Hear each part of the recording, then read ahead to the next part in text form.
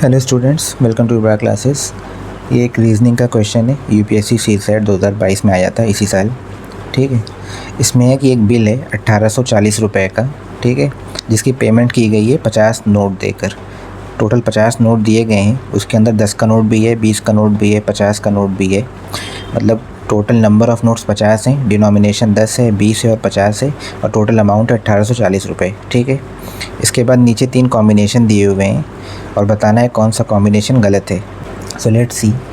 तो हम पहला कॉम्बिनेशन देखते हैं। इसमें लिखा हुआ है 25 नोट जो हैं वो 50 रुपये के हैं और बाकी जो 25 नोट हैं वो 20 और 10 के हैं। ठीक, तो मान लीजिए आपके पास 25 नोट 50 के हैं, तो अमाउंट कितनी हो जाएगी? 1250 रुपये, है ना। मतलब 1250 रुपये तो आपके सिर्फ 50 के नोट से हो गए। बाकी अमाउंट कितना बचा? 590 रुपये, क्योंकि टोटल 1840 रुपये है। ठीक है, 590 बचा। इसको पूरा करने के लिए आपको 10 और 20 का नोट यूज़ करना है, दोनों नोट यूज़ करना है। ठीक है, तो इससे पहले कि हम ये कॉम्बिनेशन लगाएं कि कौन सा नोट कितना बैठेगा, सबसे पहले आप ये सोचिए कि अगर हम सिर्फ 20 का नोट ले लें, बड़ा नोट, ठीक है, और जितने नोट बचे हैं, जैसे 25 नोट यूज़ करना है, वो 25 नोट 20 का हो तो कितनी अमाउंट बनेगी? तो आप देखेंगे कि अगर आप सारे नोट 20 के ले लें तो भी अमाउंट सिर्फ 500 बनेगी, 500 रुपये।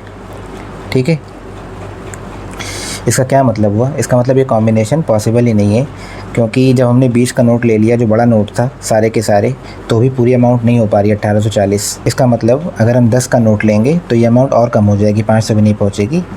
इसका मतलब ये कॉम्बिनेशन गलत है, नहीं हो पाएगा।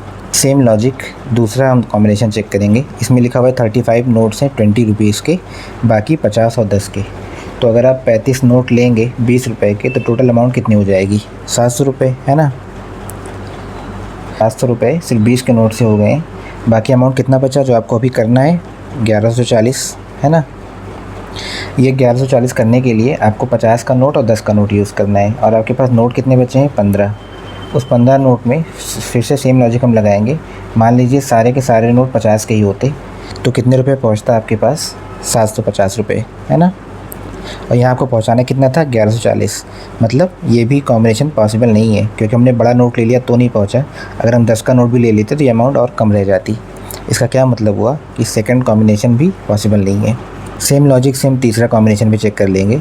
इसमें लिखा है 20 नोट्स हमने 10 रुपये के लिए हैं, तो अगर आप 20 नोट 10 रुपये के लेंगे तो अमाउंट कितनी हो जाएगी? 200 रुपये। बची कितनी? मतलब 1840 करने के लिए आपको कितना और चाहिए? 1640। ठीक है, डिनोमिनेशन कौन सा बचा है? 50 का और 20 का। फिर से अगर हम बड़ा डिनोमिनेशन ले लें 50 का, बाकी जो 30 नोट हमारे पास बचे हैं वो 50 का ही कर दें, तो हमारे पास अमाउंट कितनी आएगी? 1500 रुपये। ठीक, हमें चाहिए कितना था? 1640। मतलब तीसरा भी पॉसिबल नहीं है। ठीक, तो इस तरह हम सारे कॉम्बिनेशन चेक कर सकते हैं, और इसका आंसर क्या हो जाएगा कि कौन सा नॉट करेक्ट है, तो इसका ऑप्शन डी हो जाएगा, 1 2 3। ठीक है, कि एक भी कॉम्बिनेशन सही नहीं है। तो ये एक्चुअली देखने में प्रोबेबिलिटी का क्वेश्चन लग रहा है कि इसमें पॉसिबिलिटीज़ बना बना के चेक करनी है, लेकिन ये पॉसिबिलिटी से ज़्यादा कॉमन सेंस का क्वेश्चन है कि आप कॉम्बिनेशन रखने से पहले आप यही देख लेते हैं कि अमाउंट पूरी पहुंच भी रही है कि नहीं। वो चेक करने का तरीका क्या है कि आप बड़ा नोट रख के देख लें कि बड़े नोट से अमाउंट भी पहुंच रही है कि नहीं। अगर अमाउंट पहुंच रही होती तो दूसरा स्टेप क्या था? हम छोटा नोट रख के देखते कितना छोटा नोट आएगा। अगर अमाउंट पहुँच ही नहीं रही है तो पहले स्टेप में ही हम कैंसिल कर देंगे। ऑलराइट, आई होप आपको समझ में आ गया हो। फिर भी आपको कोई डाउट हो तो आप कमेंट करके पूछ सकते हैं। See you in some other video. Till then take care.